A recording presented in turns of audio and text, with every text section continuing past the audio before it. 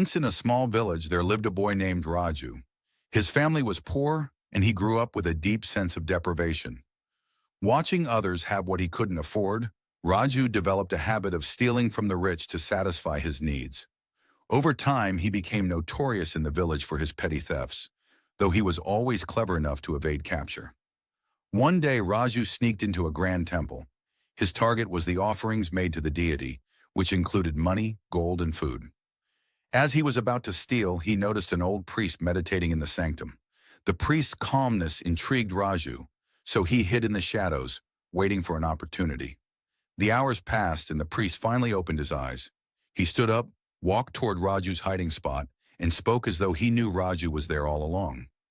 "My child, are you seeking something?" the priest asked kindly, showing no fear or anger. Caught off guard, Raju responded, "I came to steal, but now I wonder why you aren't afraid of me." The priest smiled softly. Fear comes from attachment. When we realize that nothing truly belongs to us, not even our own lives, fear vanishes. You may take what you want, but it will not fill the emptiness within you.